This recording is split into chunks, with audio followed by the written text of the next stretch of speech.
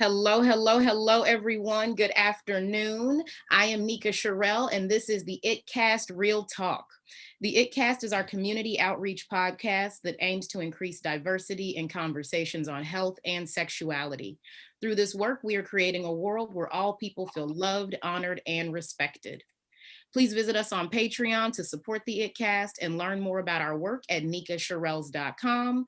And also subscribe to our YouTube channel and share with your community. We're out to impact as many communities as possible, so please share if you love this work and if you know someone that it will impact. Today's episode, we have a trigger warning. This episode contains content on race, racial discrimination, and racially related language. Please be mindful to listen with open ears and open minds. And if anything should trigger you, please do take care of yourself. This week's topic, Real Talk on Healing Historic Trauma. We're really talking about healing the cultural trauma of slavery in America, the history of slavery on all sides. So today in the booth for this powerful conversation, we have Maggie Rast. Hello, Maggie. Hello, hello. We have Inez Teamer. Hello. Good afternoon, Hello, Inez. hello. We have Warren Varney. Hello, dear. Hello, Warren. Kim Harrington. Hi, guys. And Dr. Rita Fierro. Hi, everyone. It's great to be with you all. Hello, beautiful. So thank you all for being here for this powerful conversation. I first want to open the conversation up with you sharing a little bit about how you identify, your background, and anything you want the audience to know to be related to you. So please, whoever would like to share first. Well, this is Maggie. I'll go first. I'm a 63-year-old white heterosexual woman, and I am carrying on a conversation, an inquiry about world peace through awesome sex. So how the two work together. And thank you for having me join your podcast. Thank you. Yes. Well, I'll go next. My name is Inez Teamer. I in the Midwest. I'm a makeup artist, hairstylist, educator. I'm also a certified sexologist. Work is feminine wellness, women who's been through sexual trauma in their life, and how I identify myself. I am a heterosexual African-American woman, but recently I discovered I'm a variety of things when I got my DNA tested. So I found out I'm like at least 10 different nationalities all rolled up in one. I call myself a gumbo of things. So thank you very much, Nika, for inviting me here today. Thank you. Thank you for being here, Inez. Nika, I'm like Inez. I'm like a Heinz 57. And I'm also a metaphysical practitioner and civil rights, equal rights, and human rights activist. So this is very, very, very important to me. And thank you for the platform. Thank you. Yes. Who would like to share next? Well, I'm Warren Varney, and as I look at the screen, I am for once a minority. I, by biology, represent a rapidly shrinking minority of old white men, and that's not inappropriate. I am 77, straight, old-fashioned white man, married 57 years, got 2 kids. But I've been active in the anti-war movement, in the civil rights movement, in the treat people right movement. It's really that simple. It's just that simple. What the hell are you doing? Get the head out of the you know what. Yes. Yes. Thank you. Dr. Rita. Hi. And I just need to know about agreements. Are we like curse-free space? Is that what we're creating? Because I need to know that ahead of time. I love that question. So we are live on YouTube, and I think, what is it, Kim? We get five words. Oh, we should have went over this Oh. in our meeting. Yeah, don't say the F word and just, Just say it. if we can space it out for a few sentences, we'll be approved. Okay, Okay. got it. All right, I'll just use radio protocol, which is try to avoid it at all costs. So, Yeah. good. Okay, that tells you a lot about me. That was my first question. I'm Dr. Rita Fierro. I am Italian American, as in born in the United States by Italian parents, but also lived 15 years in Italy. And so have lived continuously the two cultures, and I'm bilingual. So I'm raised as white, and my culture is Italian American, and I'm a bi woman. And my whole journey has been ever since kind of I was a teenager.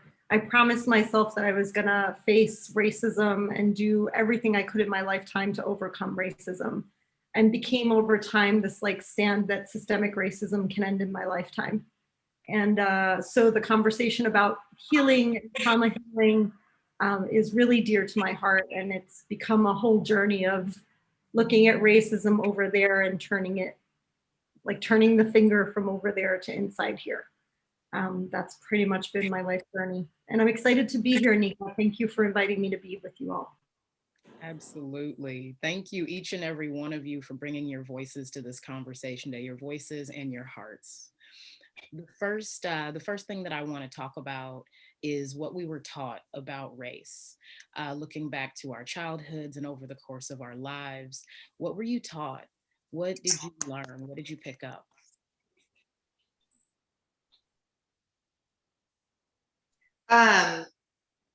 Well, I can go first. Even though, you know, in the white family, and I relate with Rita because my ex-husband is Italian, and it's a different cultural thing.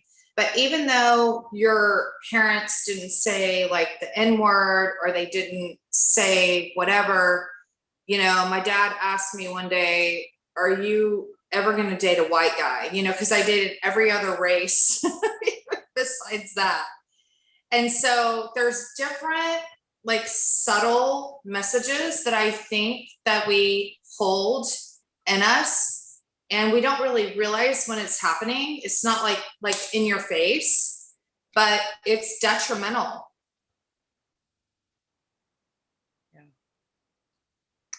Well, I can honestly say, as a child, I mean, I knew the difference between the skin colors, but it wasn't until I got to college, I'm sorry, high school, when I started really learning about the slavery and learning what actually was done to African Americans during that time.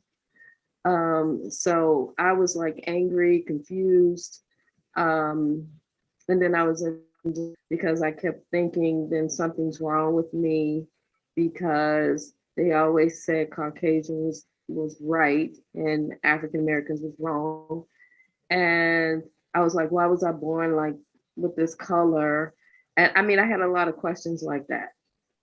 So that's what actually happened with me. It was like total misunderstanding of the whole thing.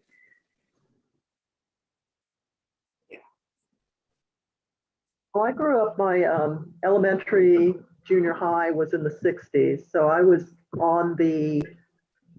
lived in basically they were white neighborhoods, and on the border between Maryland and DC, Eastern Avenue. And the 68 riots in DC occurred then. And I was aware of like people writing on their cars like I'm a soul sister. So their cars wouldn't get destroyed, and being sent over to my grandparents' house. I was aware of just like my grandmother had a black maid. And then there was also the conversation of, do you say Negro or do you say black? The Black Power was in movement, was coming in. So there was a little kind of like, how do I say? But it was pretty much separated. I mean, there were black children in school, so all of that, but there wasn't a lot of mixing of the races. So that's kind of my background. I have a variety of different experiences, so I'll try to maybe pick out one or two. So I was born and raised in the Bronx, and I was taught to say North Bronx. I was in a white Italian and Jewish section of the Bronx in the 70s. So there were Black children in my class who had been bused, right? And so I was extremely aware that it was just interesting that the children that were in my classroom didn't actually come to my birthday parties, right? So it's like we were learning at the same desk in the same school, but there still wasn't a complete meeting of our worlds. So, so I think that says a lot. And I remember one day talking with someone and saying, well, I have Black friends. And my mother answered, you have Black schoolmates. They're not your friends. And it's kind of interesting because my mom's not a condescending person. She's more of a truth teller. And when I look back on it, although my today mind would see it judgmentally, I actually think like, well, she actually said the truth. It was true. It's actually in in Italian, there's an expression, mai mangiato assieme, which means have we ever eaten at the same table? Like there's a different relationship when you've eaten together versus not eaten together. And it's sort of like my mother in her Italian mindset was trying to say, you actually haven't broken bread with them. Don't claim as people you haven't broken bread with because it's fake. And so I think there was kind of a truth in that was kind of interesting, although at the time it sounded really weird. And then my parents moved to a small town in Italy when I was 10. So I had an opportunity to experience how racism shows up in Italian culture, which is very different from American culture. Not inexistent, but different, because Italians haven't had segregation. So there isn't that sense of physical distance that's quite normal in America. But there are other types of kind of stereotypes and dehumanizing that are still quite strong. And what I'll say about all the experiences, the pieces I remember and the pieces about the pieces I remember is that they always felt very intense to me. Like I could always feel my body rebelling and feeling like this is wrong. Like it's wrong the way they're talking about Black folk. It's wrong the way they're talking about Moroccans. It's wrong. Like in the presence of prejudicial language and racist language, I always felt like this is wrong. And I just really internalized a lot of it and spent a lot of family affairs in the bathroom throwing up because of it. Wow. You know, Rita, I relate to you so much because I was born in the 60s, and I know Warren can talk about this after, but Warren experienced the segregation. And then when I was in grade school, I grew up in New Orleans and I experienced integration. So we did have the kids from the inner city that were bussed in. And, you know, when you're a child like that, you really don't understand what's going on until like a little bit later. But I'm sure Warren can elaborate on that. Well, I was born in 1944. And I lived mostly in rural farm towns in Iowa and Nebraska. And Black people were non-existent in my memory. And there was no discussion about it. It's clear to me that we were not supposed to discriminate in my family. We used to sing those church songs about red and yellow, black and white. They were all children in God's sight. That was important. Although we never saw anybody like that. It wasn't until 1955 that I was confronted. I was 11 then. That was really the first time I met Black people face to face. And I was 11. And that was the first time that happened, which was a shocking experience. So yeah, I understand, appreciate what you're saying, but just radically different experience for me. Because I just didn't know. And the next couple of decades were amazing.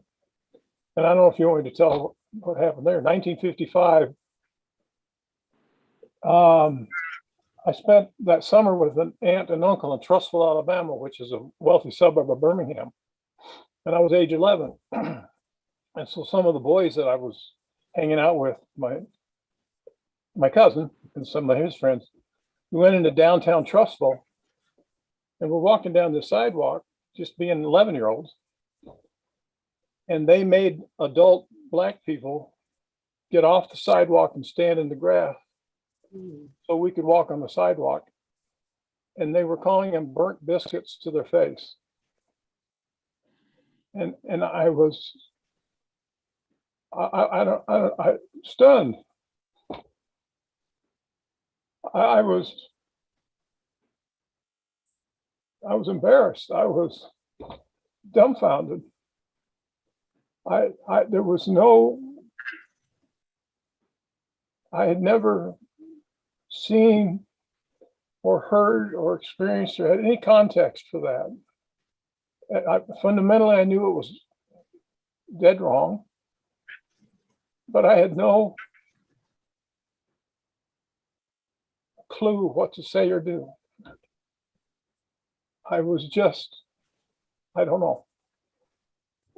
I just, I don't know. What the hell do you do? That was my first experience that I can ever recall meeting Black people. And these were grown adults.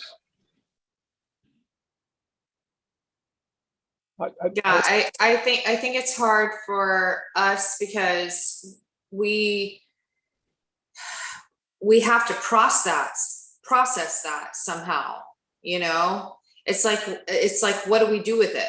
How do we react? How do we correct it? Or are we going to get in trouble if we stand up? You know, it's just like, you know, when the white folks are talking and having a conversation, you know, Nika and I have talked about this before, and the Black folks are having a separate conversation. It's not the same when it's mixed. And that's what I love about this platform, Nika, that you're giving us, because we have to talk about this. Yes. And this is what's going to start the healing. And I think, you know, as kids, we, you know, not all white people are bad. We have compassion. We knew it was wrong, but how do you know what to do with it? And so I think the discussion and the platform that you're offering is going to like start the healing process. We've got to talk about it. It's got to stop. Yes. I love what you're saying about like the impact that this has on you as a child, and you grow up with it and you don't know how to process it or where to put it. And that's something that I think we all deeply relate to. Dr. Rita, you were going to share. Yeah, I just wanted to say one thing about like this conversation is that your question was, how did we experience race? And interestingly enough, all the white folk answered with, when did we first hear about, know about, or witness Black folk? Which is often the way us white people see race. We see it when we have to interact with folks of color.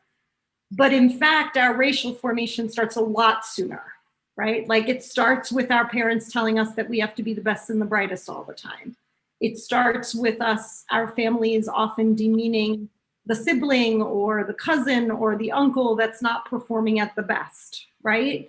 And this constant push to compete, this constant push to be superior is actually whiteness. And so, and it's interesting that even I, knowing that, answered your question spontaneously following a trope. So I just thought it as a kind of teachable moment, and also as a moment to like, hey, I've been thinking about this for 30 years and studying it for 30 years, and I still make the same mistakes, right? So I just wanted to lift that up as a moment of awareness, even for myself. Thank you. Thank you for that. What I love about what you shared is I'm often having the conversation with people that when it comes to the psychological aspect, or like whiteness, when it comes to the racial aspect, white isn't white until you drop a bit of other into the conversation, whatever it is, whether it's Black, Asian, Latino, it doesn't matter. It's like white becomes this conversation when other is involved. And I love that you pointed that out in this context, because really it is what you learned about race. Like, what did you learn from those formative years and that superiority conversation, the confusion that you pointed out, Inez, the segregation and the integration, and even how those can look the same is still like largely a part of what we learned. So this is beautiful. I want to ask, what, so we've shared a little bit about our personal experiences with racism. Do we have, I know that there's some more out there, and I'm curious to know, looking at racism specifically, if you could share some of those. Let me add the next two steps that followed closely to that. Just the next summer, I went to another uncle, and he lived in Tampa. On my way down there, I was by myself on a bus. And two things happened on this trip. It was a Greyhound bus, and somewhere in extreme rural Kentucky or Tennessee, I don't know, in the mountains, we stopped somewhere for a meal. And my parents told me, be sure to sit in the front seat, get to know the bus driver real well so we can kind of keep track of you, which I did. And we stopped and we walked in. And as I walked into this place, there's this kind of a long hallway with the restrooms and the fountains on the right side, and you walked back to the restaurant. There were water fountains there, and one had colored water. I'd never seen a colored water fountain before, never heard of colored water. And I'm 11 or 12 now, and was curious about what colored water tasted like. I was exactly that ignorant. And so I had a drink of colored water. And a commotion happened. And somebody grabbed me, it was a cook, and dragged me back out onto the bus. And there was obvious discomfort and upset. So I'm sitting in the front seat of the bus by myself, and the young man comes out after a little bit and stands in the doorway of the bus and starts talking to me, and we're just having a conversation. And he's going to Tampa just like me, and he's sort of giving me all the reasons why I probably ought to ride with him. We could get there a lot quicker and it'd be cheaper. And I almost agreed to go with him and finally declined, at which point he steps up and starts to drag me off the bus. And then there's a lady who was asleep in the back of the bus, who neither of us knew was there, sat up and starts hollering at him and runs him off. It wasn't until years later that it dawns on me what that was really all about and what that could have been. When I get to Florida, this is my uncle who married a first-generation Japanese American. He was a POW in the Second World War. And Aunt Yosh and I were serving at a Sunday school class with my aunt and uncles at their home in Tampa. And while we were serving, I was not paying any attention to the conversation, but all of a sudden it got very loud, and this man finally shouted, this is 1956. And I distinctly, clearly, I can just live this. Well, you wouldn't want your daughter to marry one, would you? The exact words. And the room went dead silent. And my Uncle Charles, who was very quiet spoken, just went dead silent for several minutes. And he said, "Why not? I'm very Japanese."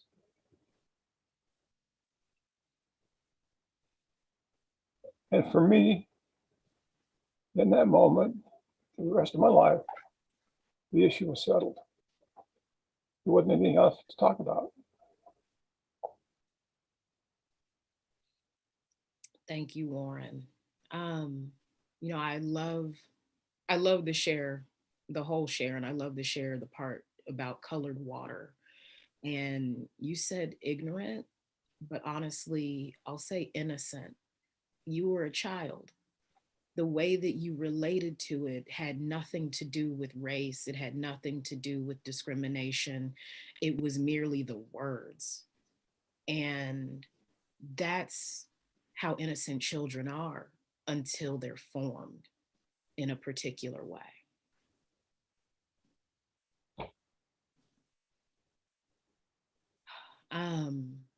This is great. So I'm curious to know what cultural traumas, like if we can identify what cultural traumas currently exist today based on this historic lens. So the first piece that comes up for me is, first of all, Warren, yay for your courage. It sounds like you made some choices about what the rest of your life would look like based on those experiences. Yes. So yay for the choices you made, because some people go in the other direction, right? But you get to choose. And oh, now I have an ambulance. Ah! Sorry about that.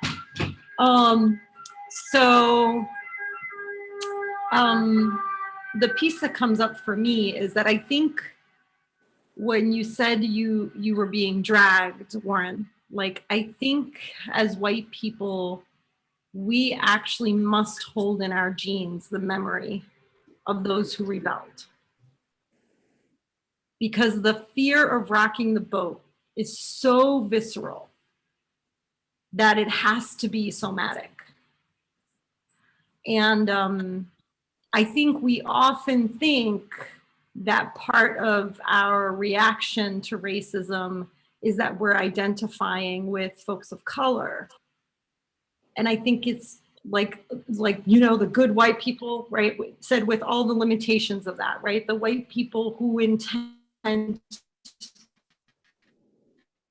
or condescending, but also those of us who are activists and try to not fall into that saviorism. But that's also a tough walk sometimes. I think we hold in our genes the memory of those who didn't uphold the system or rebelled against the system and got punished for it. And I think for what it's going to take for white culture to heal, or people who look like me to heal, because I don't know if it's even whiteness, like maybe it's a culture beyond whiteness.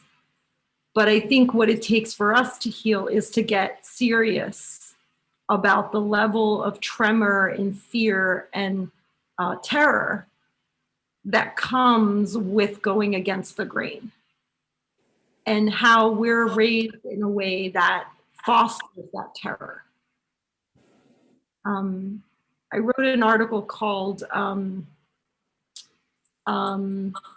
Sexual Violence is White Supremacy, because I based it on a novel written by Zora Neale Hurston, an African-American author, about a white family. And writers of color see things in whiteness that often white folk can't see for ourselves. And there's a piece about how the threat of sexual violence is used to control white women that permeates throughout our history. And it's one of the ways as white women that we have upheld the system, the sanitation system, the like all the systems of racism that we know. And there's the threat of sexual violence is part of that terror. of don't rock the boat or I will harm you. And so without wanting to trigger you, Warren, like there's a part of me, right, that wants to take care of you. But I mean, that's really what came up for me is like, how is it that I, who have not had that experience, like I can find myself shaking while you tell that story? Because I know that deep down, there is a fear in me of the system or people retaliating against me. And to walk in racial healing and racial justice work, I have to be willing to confront that fear on a daily basis. I think these are the conversations that more white people need to have, and we don't have them because we're so focused on helping folks of color, which is not actually our role. Helping. Well, I'm glad you said that, Rita, because it is in our DNA. I know they discuss things like masterism, post-traumatic slave disorder, post-master disorder, things like that, things that came up, white supremacy, white privilege, things like that came in our culture. And this is discussed a lot. And like you just said, it's just not about helping. It's first acknowledging the fact that this is what's happening. This is the way we were raised in this country, like that. We have to really acknowledge a huge stain in our country. And instead of like glorifying, saying, oh, let's go out and do something, or you have one person that's gonna lead, like we're gonna tear up something or we're gonna do this, why not, like you said, have a dialogue? Let's start it off with a conversation. And we have to say, look, this is what my family did to your, not your family, but your race. My race did this to your race. What can we do now from this moment on to clean this up and to clear it? Okay, this is what we have to take action. We have to get out there and do it. But first, we have to acknowledge. That's why I'm doing my DNA. Finding out I have ancestors who were slaves, women who were bed warmers, things like that. Yeah. And like that's where it starts. Okay, I gotta know, so I can move forward. And I acknowledge the fact that this happened. I mean, for a long time, I'm like, oh, I don't want to be bothered. This is a new century. We're not dealing with this. Yes, we are. We see it every day on television. We see what happened to George Floyd. We see what happened to all of these other people that got murdered for no reason. Yeah. I just want to put in, I love what you both have said, and to connect some dots, the threat of sexual trauma or sexual violence is also what holds Black men in a place of being discriminated against and harmed. There's a whole conversation underneath that perpetuates racism that people aren't yet talking about. There's a whole lot that's not even talked about, a whole lot. I mean, there's even things I'm still discovering. Well, it's interesting, Rita, what you brought up, a couple of things, and I hadn't tied this in, but growing up in the whole conversation of judging people, like your siblings better than you or worse than you, or I have to be better than this other person. I definitely grew up in that. And that's where judging people, like, it's just so basic.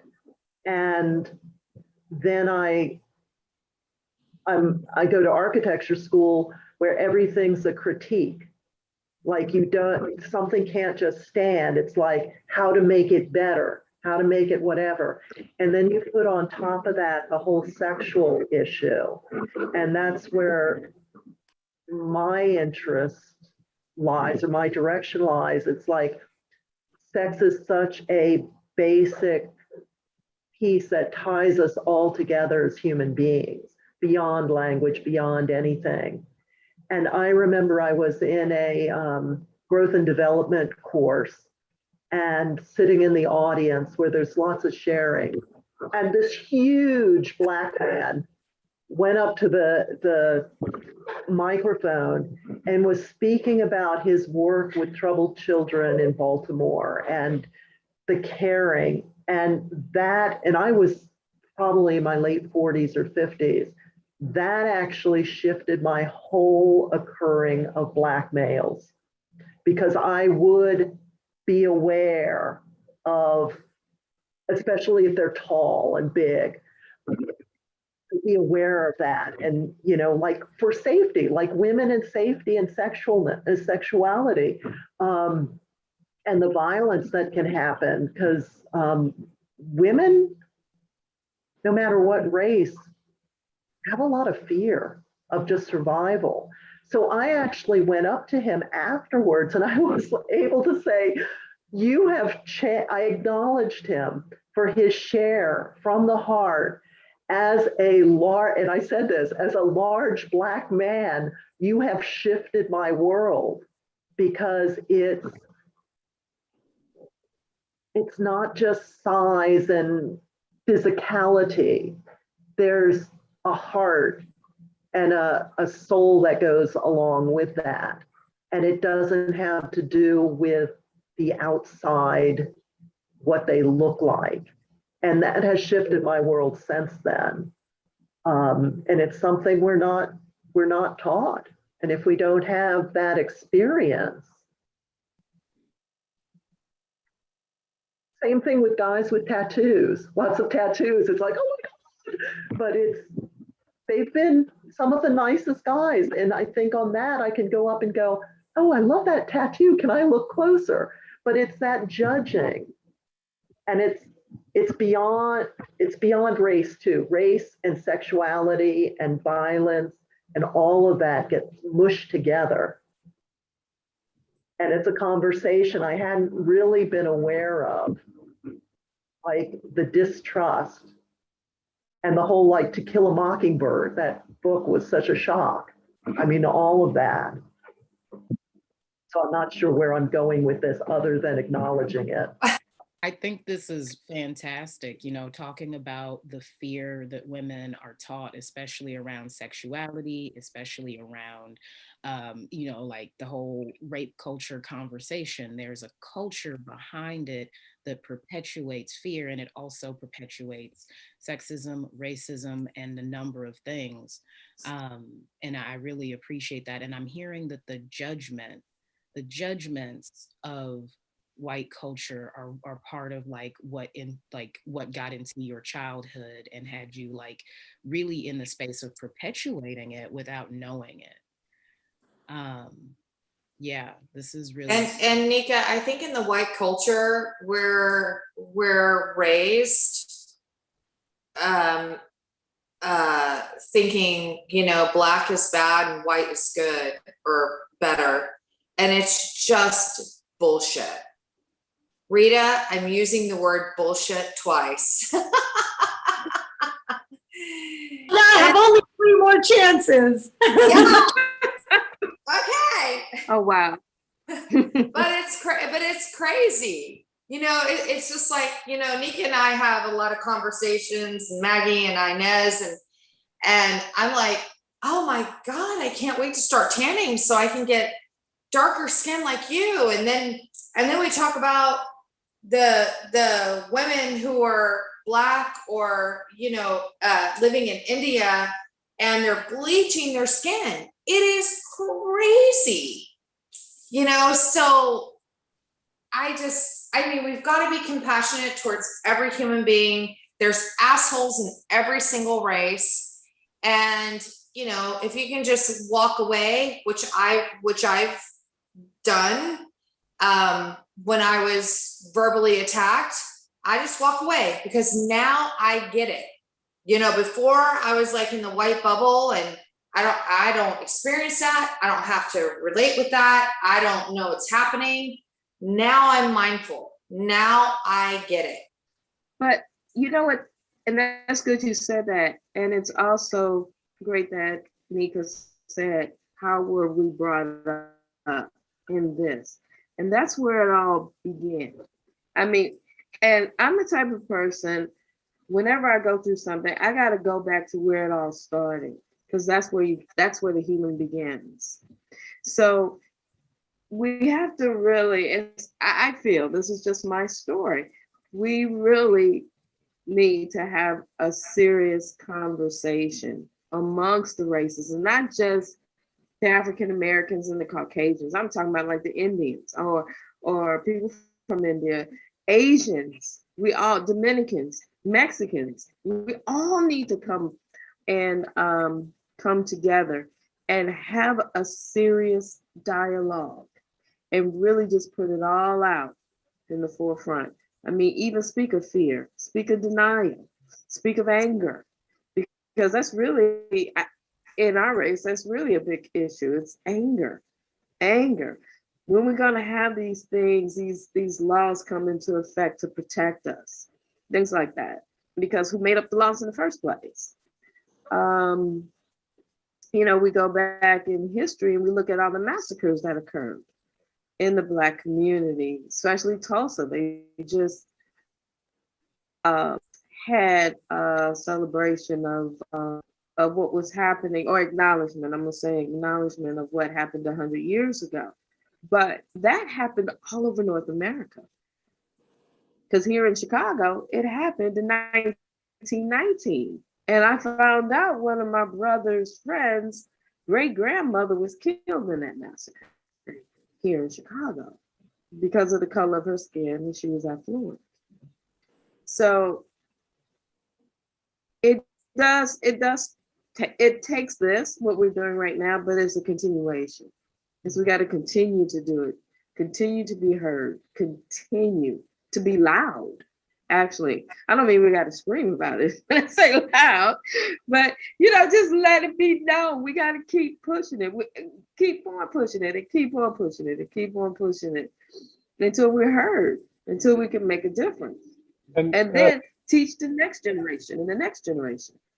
And it's a lot bigger than our families. I mean, it's what this country uniquely brought over with us.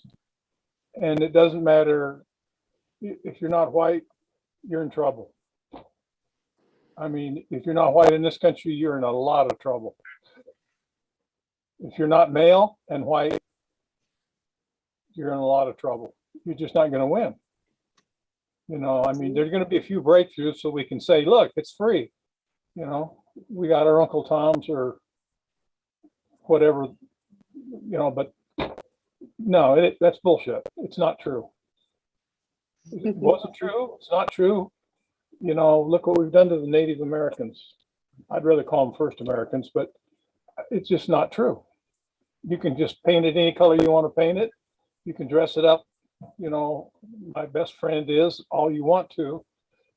It's just not true. And there's something throughout history, and Nika, you had mentioned it, the topic of the other. There's always us and them.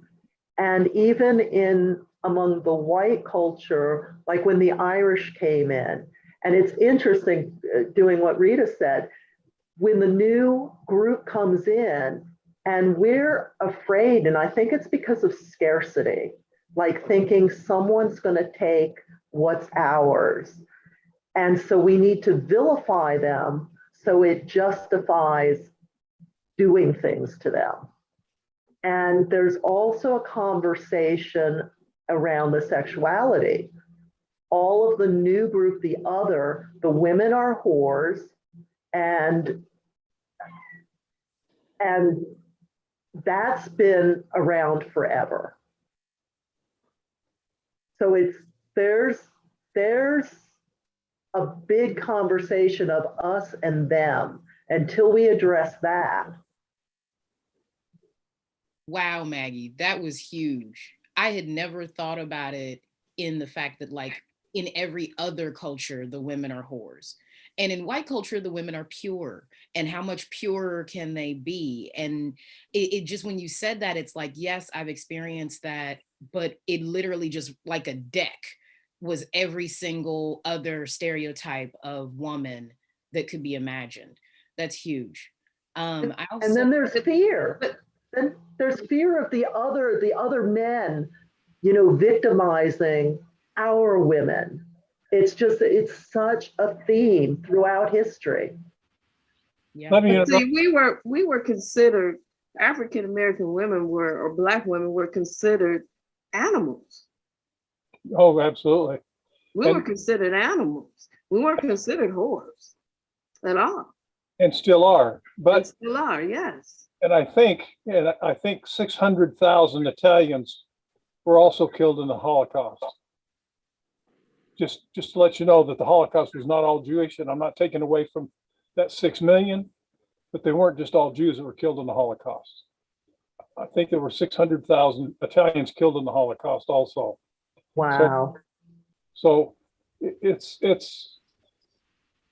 And there were actually 6,000 Italian Jews killed in the Holocaust. There were also Jews and Italians. yeah. Because the Jewish Italian community precedes the Ashkenazi separation. There's a very fervent Jewish Italian community in Italy. And the word ghetto comes from Italy. So this white is, when we say whitewashed, it's an international, global problem. Yeah, absolutely. This is great. One of the things I discovered recently is the concept of terrorism is anything that challenges white supremacy. And I want us to shift this conversation into the systemic racism. You just pointed it out, Warren. It's so good. Like, this is international. It goes beyond slavery. It goes beyond colonialism. I mean, the idea of conquering has been very present, very evident, and there are systems that we are not able to overcome. So, at least not with the way we've been doing things. So let's talk about systemic racism and how it's showing up. So I'm a sociologist, so I feel like it's important for me to make some kind of distinctions. So first of all, when we talk about white culture and judgment and separation and superiority, like that is white culture. There's nothing else, right? Because everything else was the Italian culture or the Irish culture or the German culture. Like, what makes whiteness white is the fiction of hierarchy between human beings. That's it. There's nothing else. That is white culture. All this we got from our indigenous cultures that most of us have lost.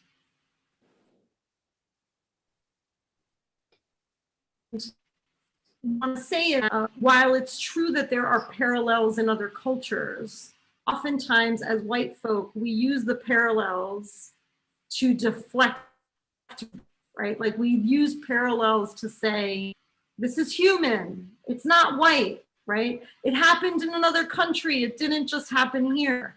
And for that piece Inez was saying, which is, we have to be willing to take responsibility if we're ever gonna heal this. Like, we have to be willing to say, what was done in America was outrageous and unacceptable and inhuman. Right? And the fact that it was supported over 600 years is just, it's unthinkable. And while there are experiences of injustice anywhere else in the world, that actually was its own beast. Yeah. And like slavery in no other part of the world, the supremacy over individuals in no other part of the world, genocide in no other part of the world equivalent. It. And if we're not willing to sit with the pain of, damn, we big time effed up, then we can't transform it. So I wrote a book that's coming out in October called Digging Up the Seeds of White Supremacy. And I use this analogy of the seed of fear in all its variation creates this tree of white supremacy, but it's the soil, the culture that nourishes it over 600 years. Because a tree does not a tree does not grow for 600 years without the soil. I saw the comment, I got distracted, without soil nourishing it. So here we have 600 years nourishing that soil of white supremacy. And so the piece we're saying around like the fear and the mistreatment of human beings and how Black women are mistreated even today and are seen today, and all the history you were talking about, Inez, in terms of like the massacres, that fear and that belief of superiority created a legal system, a criminal justice system, an education system. They're all branches of the same damn tree. Right. And it created the system that has literally justified those massacres.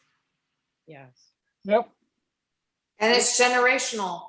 It's It's, generational. it doesn't matter if it happened whenever, it is passed down from generation to generation. And that's what I want the white folks to understand and to be compassionate.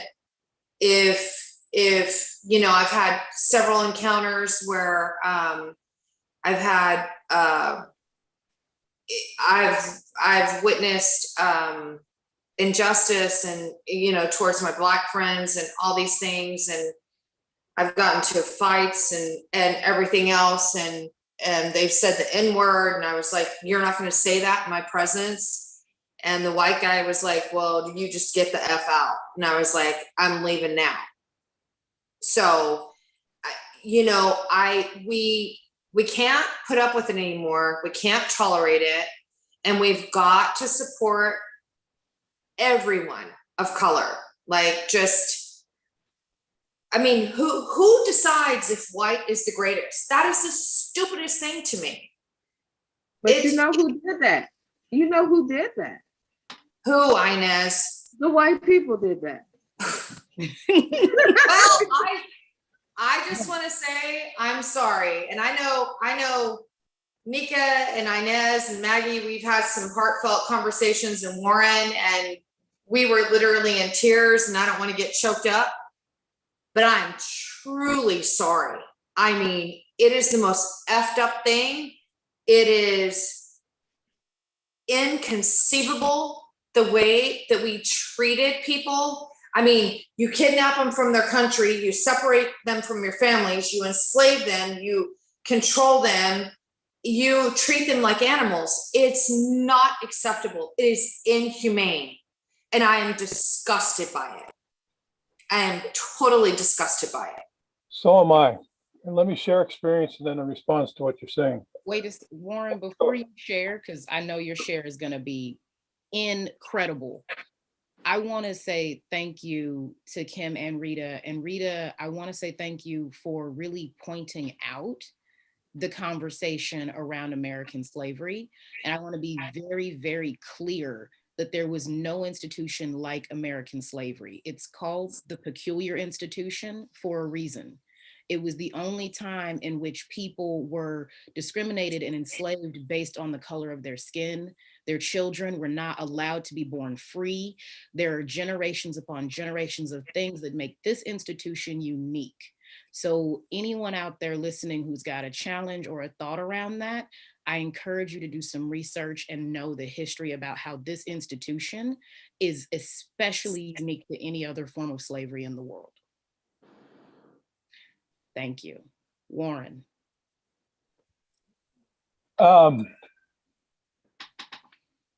Short story and then a response.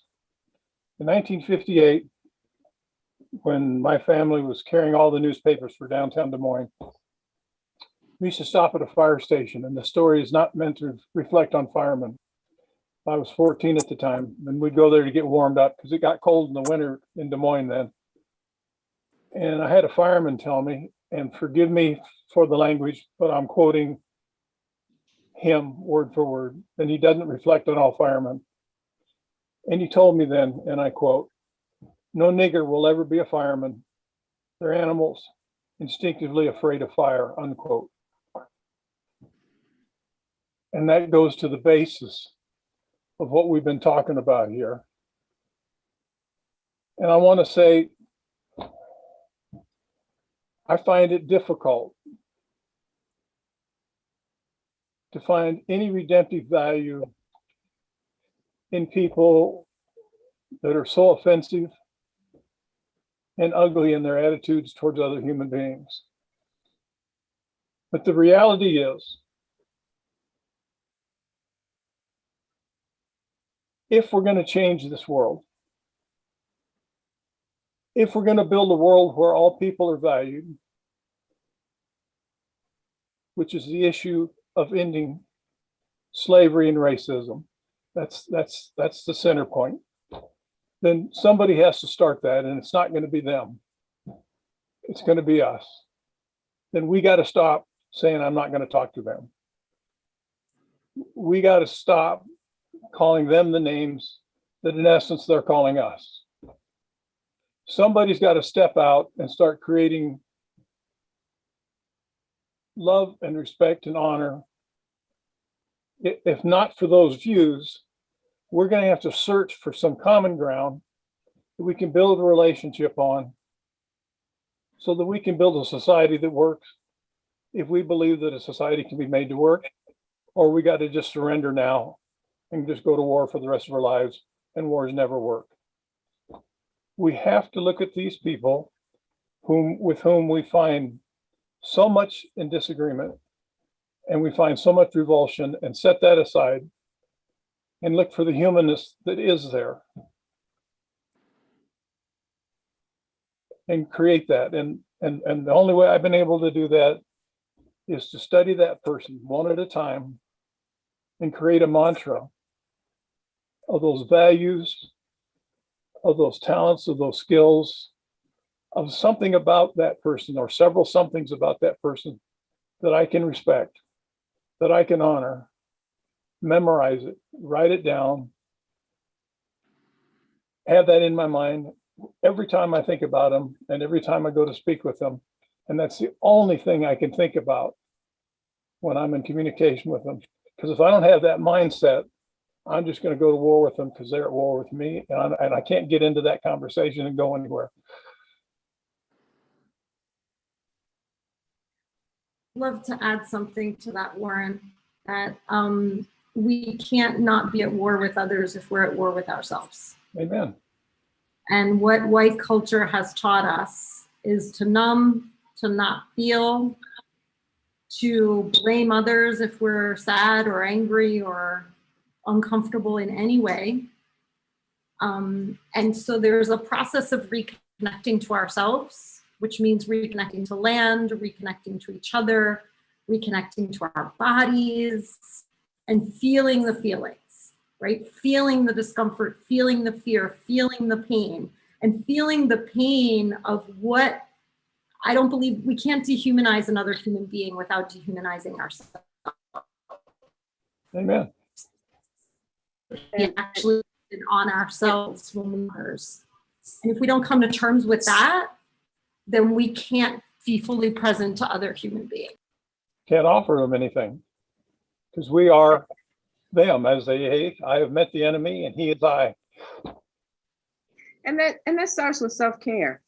That starts with us acknowledging that this is happening, this is the way we feel, and transforming that. And replacing that with love and with us loving us. And then we can take it out into the world. We really got to start with loving ourselves, because there's a lot of us in their mind that don't love themselves because they've been raised like, what's wrong with me? They're seeing the things that's happening outside their home. People getting beat up, people getting shot. And then they've been that way too. And they're angry. But when you talk to them, it all comes back to fear, and they don't love themselves. That's incredibly powerful. And I'm hearing both to actually begin to feel such that we can heal, and to love ourselves through that process, because love, ultimately, it can happen once we start to feel, once we start to open up and allow the wounds to be addressed. Maggie. Well, I'll share, and I love this topic. In that same growth and development course, I created the possibility of love, acceptance, and courage. It was hard for me to even say that. Like, it was so far from my reality. And it started because I wanted connection with my family, so love, acceptance, and courage. And all these years later, I mean, that is me. It was something I couldn't even relate to. And now it's me, and people acknowledge me for being non-judgmental and allowing conversations in the space. There's a freedom there. And so, to what Warren said, creating a mantra, creating self-care, like Inez said, really getting something that you create from nothing, that for no other reason than I want love, acceptance, and courage in my life. And then to just keep that present. We shift ourselves, and then we shift the people around us by giving them space to say whatever they need to say, to express their anger, to whatever. But it does start with us. And I must say, like, what I'm getting out of this is really taking responsibility for, I don't know, it's not the ignorance, it's for, like, taking responsibility for having not known and now starting to see, and shifting something around that. Yeah, that's it. It was really interesting you said that. It was because yesterday a minister friend of mine said that we all know this. It's just that we're just now remembering it.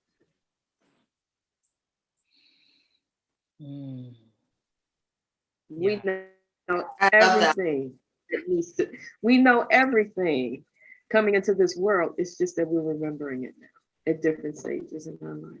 Mm-hmm. Well, and there's one thing that I want to address to the white folks. If you've been oppressed and enslaved, and you're trying to get all of these things back, and you're still, there's good cops and there's bad cops who abuse their power. There's been murders. Thank God we have cell phones. We have all of that. If this is going on, like, I can walk into a store with my Black girlfriend and I'm treated differently than she is. It's not fair. Mm-hmm. So when these things happen over and over and over and over and over again, you might run into somebody who's of color who is pissed off. So I've encountered these experiences, and I didn't take it personal. It's just an accumulation, and then it's just, you snap.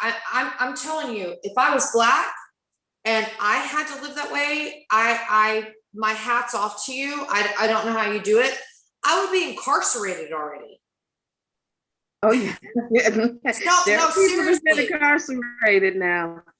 I would be, yeah. This makes me think about talk shows that I've seen or skits that I've seen, and I can once every time.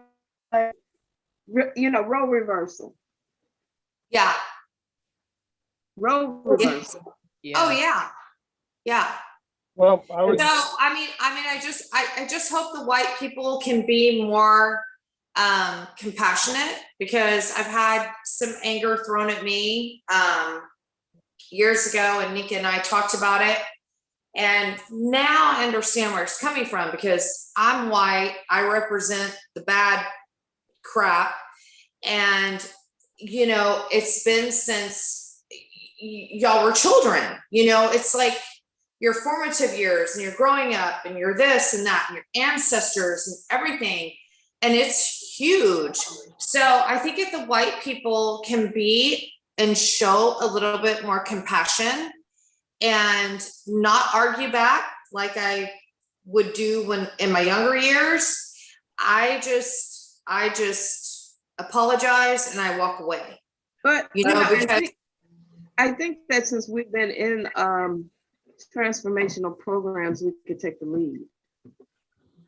Yeah, even beyond walking away is actually allowing them to express and getting it, having them be able to say it. And that's what I'm getting, that I haven't been in that situation.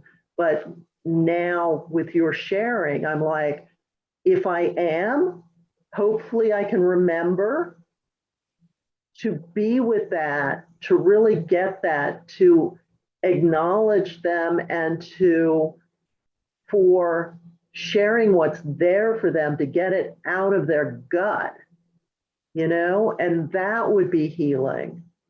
Like what small step I could do to heal, help healing. Yes.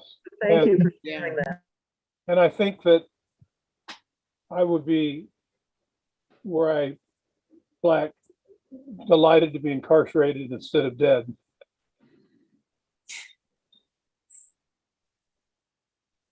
yeah. Mhm. I'd like to add that we're inviting this hypothetical white person, right, that doesn't know how to be present to a person who's angry. There is no hypothetical. To do something for someone else that we are not willing to do in our own communities. Amen. So white culture is extremely conflict averse. Like how many of us have been fired or let off because our tone of voice like shifted 3/4 of an inch. This is where me Southern Italian is interesting, because I don't come from a conflict averse culture. My Italian culture is not my Southern Italian culture is not conflict averse. My family is totally pro conflict. So I'm like, oh, you want to talk this out? Come on, let's talk about it. I am too. And you're using your hands. Yeah, we're using our hands. We like, let's go. Yeah, let's see what you got. Let me just see what you got. You think you can yell? I can yell harder. Come on, let's go. And in Italian culture, it doesn't, in most of the times in Southern Italian culture, it doesn't actually get violent. It gets really loud, but it's like, it's an expression and then it cools down. And one of the things that I've been realizing is how much by living in America again, I've made anger so wrong that I'm like, I'm walking away as a time bomb because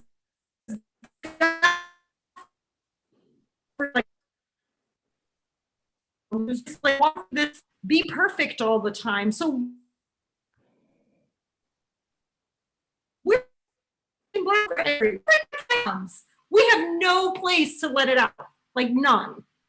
And so if we want a so-called white culture or people who look like us to be able to witness anger and not go off, well, we have to be willing to do that for our sisters, for our brothers, for our friends, for our colleagues. We have to be willing to be told off by the person who works for us and not lose it, right? And not fire them for like losing it. Like we have to be willing to be with other people's humanity and create that, right? And maybe if we create enough communities or enough islands that can do that, then we can start seeing that world shift that we want. So I love that. And I hope that's what we're doing here. Like just starting the conversation. Absolutely. I want to say thank you, each and every one of you, for actually joining in this conversation to bridge the gaps. That's what we're doing here. We're going to whatever other side and having this conversation and bringing something in that's new and that's different so that we can begin to heal.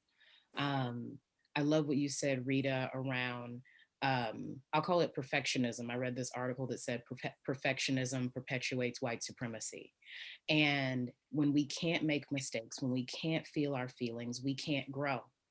We absolutely cannot grow. I want to get some final shares from each and every one of you, and we have to have a part 2 of this discussion because we aren't even close. Let's keep it going.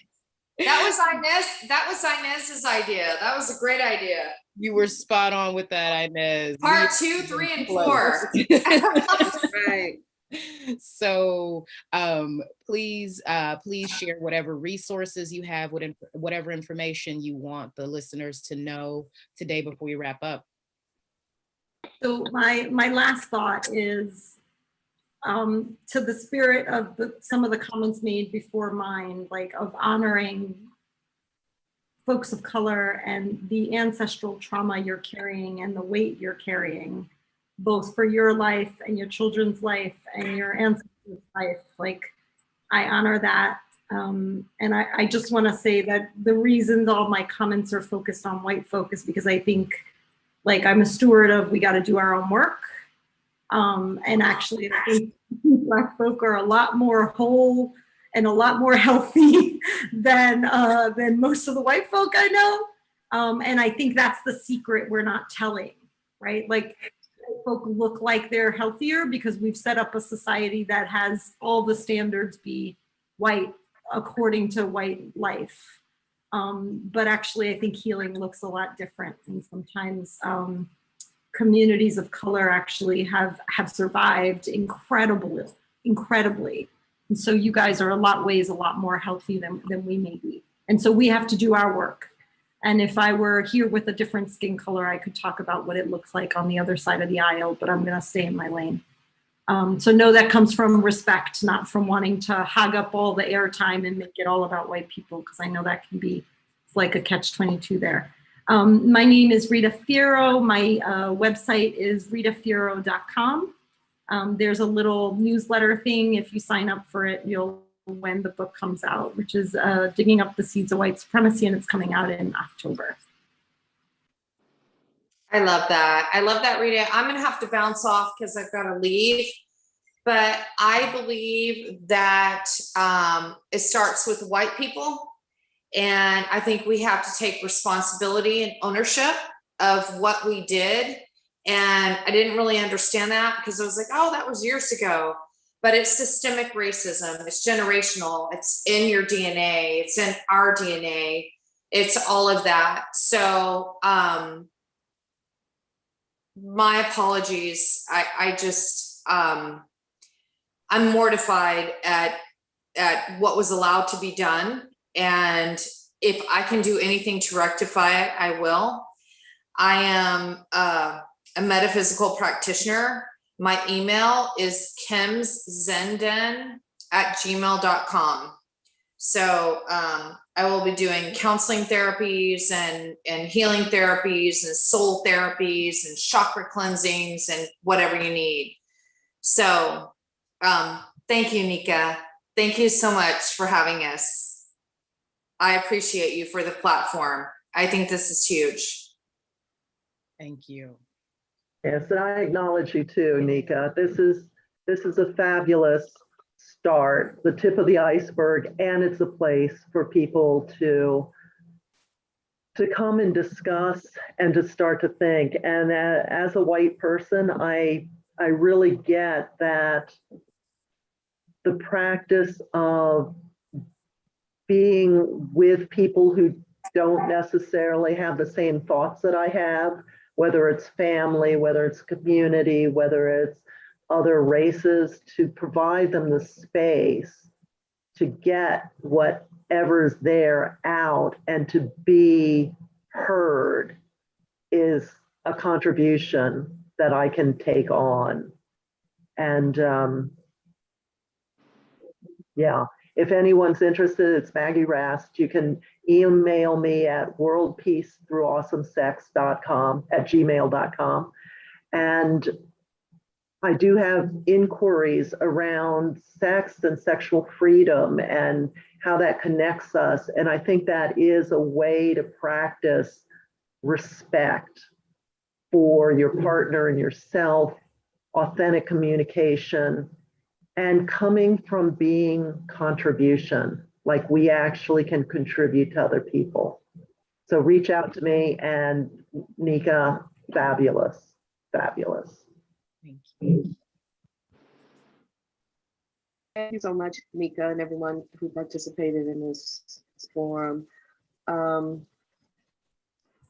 We really do need to come together. And like I said, it starts with us, not just one race, but with all races coming together with a conversation and wanting to make that shift in their life. It all starts with love, all coming from love, and busting up the hatred, busting up the anger, the fear. And if any of those things come up, get in conversation. Get in conversation, start with self, see where that is coming from, and bust that up. I'm all for all the different organizations that we have out here. I've volunteered, I've been to various things where here in Chicago where we wanted to come together to see how we can come together, and not just for us, but also the next generation. We should not allow the next generation to go through this or just depend on them to do it. So if anyone want to reach out to me, my email is iteemer@gmail.com. Besides being a beauty educator, feminine wellness, we can come together to have even just breakout sessions, to have conversation, just to have conversation to see what we can do. And just take it from there. But it takes action. It definitely, it takes action, and the words and the action have to be in an alignment. So, thank you. Thank you. I'll share a short story and then I'll just finish up everything. In '68, I was 24. I met Arthur Kula, a Methodist bishop from Liberia, Africa, who shared with me that Varney, my last name, was a predominant name in the Vai tribe, one of the largest tribes in Liberia and Sierra Leone, which surprised me, needless to say. It occurred to me that either I had lost a lot of pigmentation, which didn't seem likely, or something else was going on. And we finally figured out that I, as Dutch and English descent, my ancestors were obviously slave traders and left our name with the Vai tribe in Africa. Slavery was no longer an academic issue. It's not just a moral and national issue, it's now a personal issue. My family did it. So in closing, I'd like to say I'm sorry for what we did as white people, and as a family, and as a nation, and continue doing. To all people of color and to all women, there is no excuse or justification, period. Thank you. Thank you.